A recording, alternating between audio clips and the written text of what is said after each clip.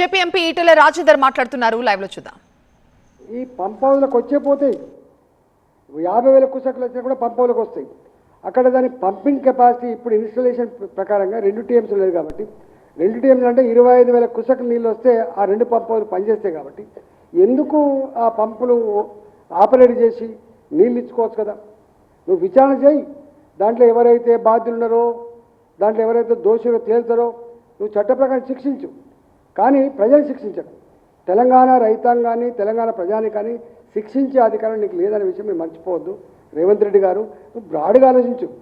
ఇప్పుడు ప్రతిదీ కూడా నేను ఒక చిన్న ఎగ్జాంపుల్ చెప్తాను. ఆ ప్రభుత్వం చేసింది కాబట్టి నేను చేయను అనే పద్ధతి తప్పు కదా. ఎప్పుడో రాజశేఖర్ గారు ఆరోగ్యశ్రీ ప్రవేశపెట్టిండు. ఇవాళకి అది మంచి స్కీమ్ కాబట్టి ప్రజలు ఏ ప్రభుత్వమైనా అనుసరిస్తుంది. ఇవాళ ప్యాడీ పర్చేజ్ స్కీమ్ ఉన్నది మనకు. మరి డీసీపీ స్టేట్ మనది, వేరే స్టేట్లకు కాదు. 100% డీసీపీ స్టేట్ మనది. అంటే మొత్తం పంట అంతా కూడా మనమే కొనేటువంటి సిస్టమే డీసీపీ సిస్టమ్ అంటే డీసెంట్రలైజేషన్ ప్రొక్యూర్మెంట్ సిస్టమ్. ఇలా ఆచరిస్తూ ఉన్నాం. ఇలా ఫీ రియంబర్స్మెంట్ ఉంది, మంచి స్కీము, పేదవాళ్ళకు చదువుకోవడానికి ఆచరిస్తూ ఉన్నాం. ఇవాళ కాళేశ్వరం ప్రాజెక్ట్ కట్టబడ్డది. కాళేశ్వరం అనగానే ఒక కన్నెపల్లి పంప్ హౌస్లో లేకపోతే కాళేశ్వరం అదే కాదు కదా.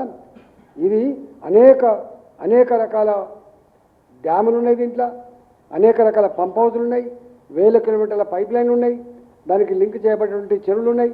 ఇవన్నీ ఉన్నాయి కాబట్టి ఒకటి కుంగిపోగానే దాన్ని మొత్తం పక్కకు పెట్టేసి ఇక చూసినవా ఇది మొత్తం పోయింది కాబట్టి రేపు తాగే నీళ్ళు దొరకవు, రేపు గొడ్డు గోదొకటి నీళ్ళు దొరకనటువంటి నువ్వు మెసేజ్ పంపాలనేటువంటి మూర్ఖ ప్రయత్నం బంద్ చేసి నువ్వు తక్షణమే వాటిని రిపేర్ చేసి నీళ్లు పంపు చేయమని చెప్పి నేను డిమాండ్ చేస్తున్నా.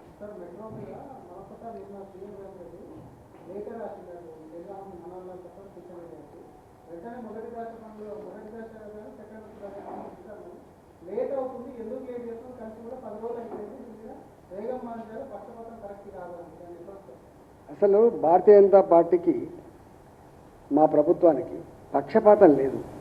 మీరు అంటే ఇంత దుర్మార్గమైన ప్రచారం చేస్తున్నట్టే మీడియా ఉందని, మీడియా మేనేజ్మెంట్ అవుతుందని, సోషల్ మీడియాలో ఏదంటే అది చెప్పుకోవచ్చని చెప్పి పిచ్చి ప్రయత్నం బంద్ చేసి నేను అంటున్నా 100% తెలంగాణ రాష్ట్ర బీజేపీ పార్టీగా మేము సంపూర్ణంగా కోరుతున్నాం. ఇవాళ షామీర్పేట సైడ్ ఉండేటువంటి మెట్రో కావచ్చు, లేదా రేపు మేడ్చల్ వరకు ఉండేటువంటి మెట్రో కావచ్చు, లేదా ఇతర ప్రాంతాలకు ఎయిర్పోర్ట్ దాకా ఉండేటువంటి మెట్రో కావచ్చు, రేపు నువ్వు ఏ నిర్మాణం చేసుకుంటావు 4th సిటీ కావచ్చు, మేమేం వ్యతిరేకం కాదు. మేము అల్ల ఏంటంటే పద్ధతి ప్రకారం మేము కూడా సపోర్ట్ చేస్తామని చెప్పినాం. చేస్తున్నాం. ఫేజ్ 1 13,000 కోట్ల పై చిలుకు.